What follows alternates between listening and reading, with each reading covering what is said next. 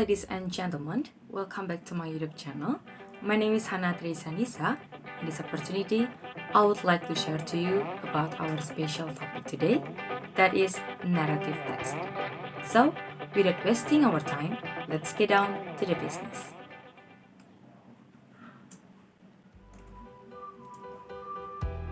Ladies and gentlemen, as I told you before, our topic today is about narrative text. First, let me again introduce myself to you. My name is Hana Theresya Nisa, and my student number is 321-18-0005. Well, ladies and gentlemen, I have a question. What is narrative text? I think it has also become your question today.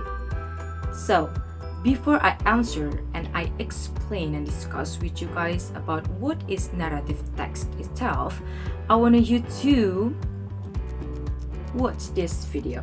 So let's start it. Alrighty, today let's learn about narrative text. What is it and how is it made? So I've heard that narrative text is just stories about people, feelings and life experiences, and of course, different times in history. But what is it really? Here's a definition we can work with. A narrative text is a piece of text which tells a story and entertains the reader or listener. It is a story with complications or problematic events and tries to find resolutions to solve the problems. Okay, so what I think this means is that someone has a problem, and then some complications that make that problem even worse. But then those events lead to a resolution of some kind, and perhaps even a realization that makes their situation better than it was before. Okay, so now we know what a narrative is, but how is a narrative text built? Here's a generic structure that all, or almost all, narratives follow. 1. Orientation, also known as exposition or beginning. And that means that the author sets the scene and introduces the characters, kind of just getting the story started. Hence the name beginning. Number 2, complications, also known as rising action and the middle of the story. In other words, new problems arise that cause suspense and add to the conflict of the story, and these problems lead to the climax. Okay, an exciting middle story, rising action, getting you excited. All right, number 3, the resolution, which is also known as the ending. Okay, so we have a beginning, a middle, and an ending. And what this essentially means is that the conflicts are solved. Well, at least, hopefully they're solved. So now we know the what. We know what narrative text is, and we know the how. We know how narrative text is created, but I feel like there's something more. I feel like there's something deeper. I think the author has some sort of obligation to the reader of their narrative text, some kind of job to make sure that this is an enjoyable experience. The author has a job to do to fulfill this obligation to the reader. 4 things this author needs to do. First, the author needs to establish settings and characters by using figurative language and using dialogue to establish attitudes, personalities, and relationships. We really need to get to know these characters and understand the time and location of the story to really jump in and be part of what's going on in the story.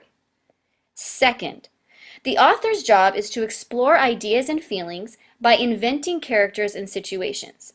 Here's an example of what an author could say to get us involved. His palms were clammy. His voice turned into a squeak. He wondered if he would ever be able to speak to a girl without sounding like Mickey Mouse. All right, I think some people can really relate to this, which helps us explore our ideas and our feelings connected to what the characters are feeling. All right, third, the author's job is to create tension and suspense with dialogue and a variety of sentence types, such as exclamations, questions, interrupted statements, etc. It is the author's job to get us into the story, help us kind of be anticipating what's going to happen to these characters in this setting. How are their ideas and feelings going to be expressed? Are they going to really realize what's going on in their life? Tension and suspense makes the story exciting. The author's job is to make it exciting. Okay, fourth, The author's job is to make the theme or message, the central idea, clear to the reader. A character may even make a comment that makes the message clear to the reader. It's really the author's job to make sure we, the readers, are learning something from this story, that it's not just fluff and a waste of our time. Whew, that's a lot of responsibility, but I think the writer of narrative texts is up for the task because they have something they want to share with the world, something important that only they can really convey. So as you read stories about people, ideas and feelings, and times past, keep in mind that it's the author's job to pull you into their story, to make you interested enough to keep reading and to discover what will happen to his or her characters by the story's end. All right, that's a narrative text. Now get out there and read some narrative texts. Enjoy yourself. Get to know some characters. Get reading. Happy reading! Okay, well, ladies and gentlemen, after watching the video, that I think it's wonderful video because it's truly clear enough for me. Well, did you get the point? That's the question. Did you get the point? So, we are going to the first part in this opportunity, that is definition. So, based on another article that I have found, the definition of narrative text. So, narrative text is a type of English text that aims to tell a story that has a chronological sequence of events that are interconnected. So, what is the purpose? What is the purpose of narrative text? So, the purpose of narrative text is to amuse or to entertain the reader with a story. Narrative text aims to entertain readers about a story or story. We can say shortly that narrative text is a story that tell us about a chronology of about a story in chronology, and the purpose is to entertain and to amuse the reader. That's shortly, I think. Well, so we are going to the next part, that is types. What are the types of narrative text? So, ladies and gentlemen, there are many types of narrative text. Narrative text can be imaginary, factual, or a combination of the two. So here are the types of narrative text. The first is fairy stories, and next is mysteries. I think mysteries is more like imaginary one, and then science fiction. From the name, I think it's also imaginary. Romance can be imaginary and factual. Yeah, I think. And then horror stories, adventure stories one. I think it can be both also. Fables, myths. Myths usually is just imaginary. Legends can be imaginary and factual. And then historical narratives. I think it can be factual, historical. Yeah, it's talking about history. Ballads, slice of life, personal experience. I think personal experience is the most interesting. I think because it is tell about our personal experience, and usually it's the factual one. Yeah, that's kind of the type of narrative text that use factual. It tells us the fact. Well, next we're going to talk about our next part, that is generic structures. Well, the generic structure of narrative text focuses on a series of proposed states to build a story. In narrative text, these states covers, well, there are four generic structures in narrative text, and 3 of them is the main points, and the last seems like an optional one. So I'm going to try to explain one by one. The first is orientation. Orientation is introduction, where the characters, setting, and story time are set. who usually answers when, where. For example, once upon a time, there was a wolf lived in the forest. Once upon a time. Once upon a time. It answers when. Well, the second is complication or problem. Tells the beginning of the problem that caused the crisis, or we can say climax. Complication usually involves the main characters. So after the orientation, usually it comes problem. There will be problem. After the orientation, there will be problem. Well, next is resolution. Resolution is the end of the story. The end of the story in the form of a solution to the problem. Solution to the problem. There needs to be a resolution of the problem. There needs to be a resolution of the problem. Problems can be resolved, can be for better or worse, happy or sad.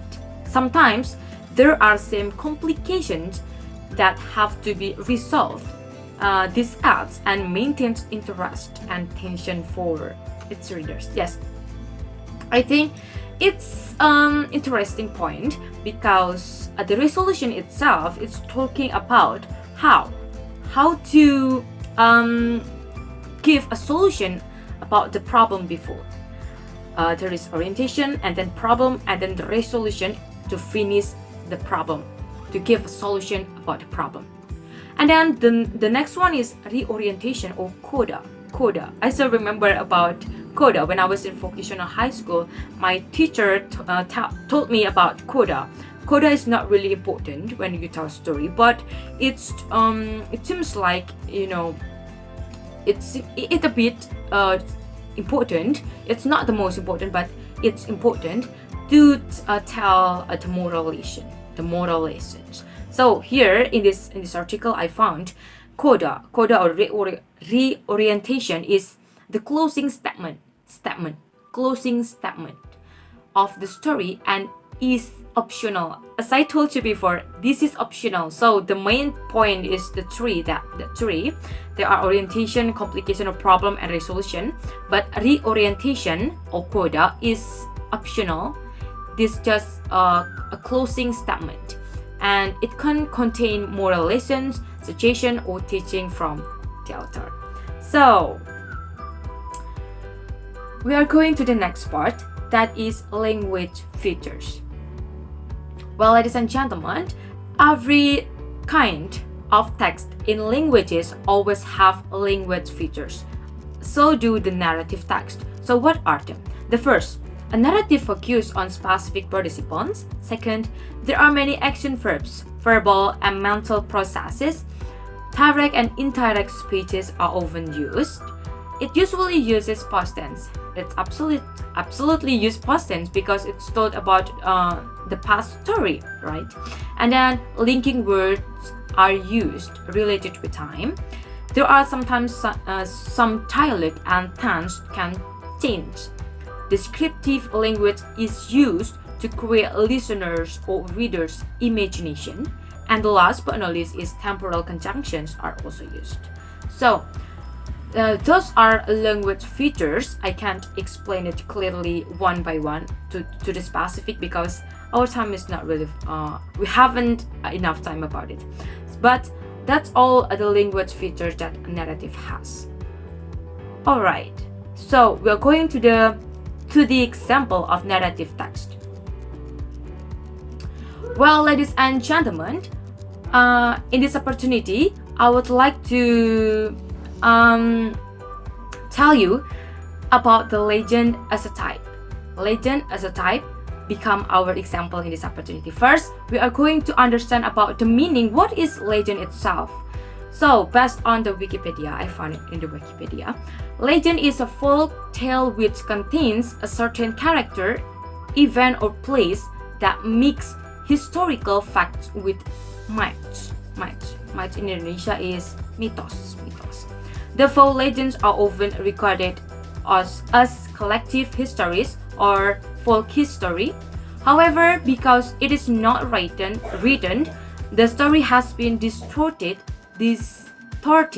so that it is often very different from the original story.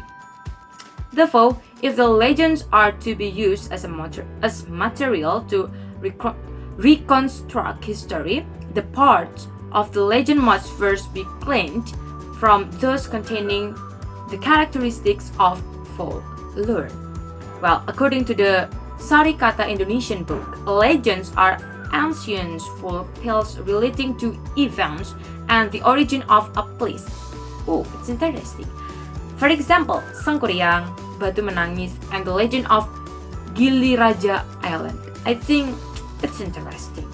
So, we are going to discuss about the example of legend in this opportunity. What is that? Well, this is interesting. So, we're going to discuss about the legend of Banyuwangi, and we are going to try to understand this legend by using our generic structures.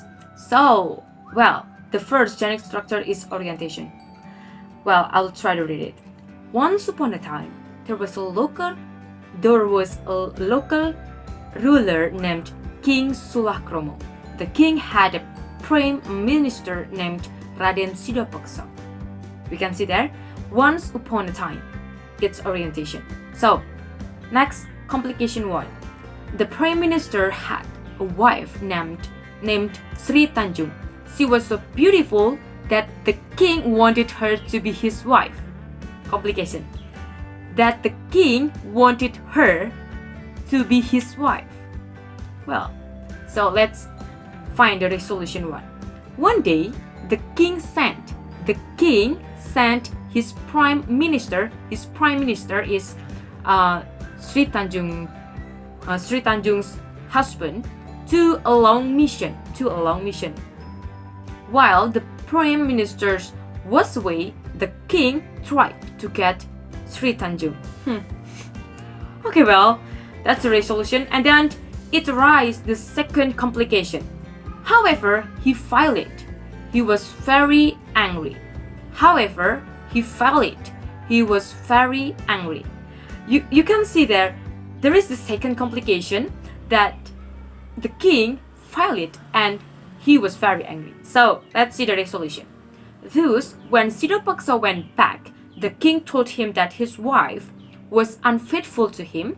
The prime minister was very angry with his wife. Sri Tanjung said that it was not true. However, Sidapaksa said that he would kill her. He brought her to the river bank. Before he killed her and threw her into the river, she said that her innocence would be proven. After Sidapaksa killed her, he threw her dead body into the dirty river. Let's see what is the reorientation. What is the reorientation and also included become the resolution. The river immediately became clean and began to spread a wonderful fragrance. Oh my god. The river immediately became clean and began to spread a wonderful fragrance. Sidapaksa said, Banyuwangi, Banyuwangi, Banyuwangi. This means fragrant water. Banyuwangi was born from the proof of noble and sacred love. Oh my god. Well, I think it's so, I just know about Banyuwangi. I just know that it's also talking about love story in a legend. Oh my god. So, the thing to remember based on this legend that it's possible in one single story it has more than one complication or problem and more than one resolution or solution of the problem. Well, okay. Well, thank you so much for your attention and don't forget to take care. If you have any questions, feel free to ask and your super sweet honey cake will soon arrive to your hands. Well, ladies and gentlemen, thank you so much for your attention in this opportunity. I hope that this lesson can be useful for you. And I'm so sorry for all my mistakes during the video. And if you have any another questions, you can also contact me by my email that I will tell you in the comment box below. So thank you so much. I am Hana Theresya Nisa. Goodbye. Have a nice day and